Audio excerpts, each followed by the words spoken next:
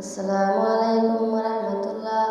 দিন দুনিয়ার মালিক আল্লাহ বড়ই মেহেরবান। দিন দুনিয়ার মালিক আল্লাহ বড়ই মেহেরবান।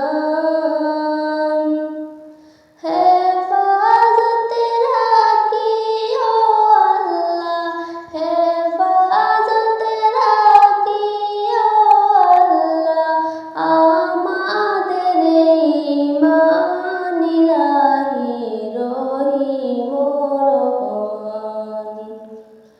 কত দোষের মোরা নাই কোনো সীমা,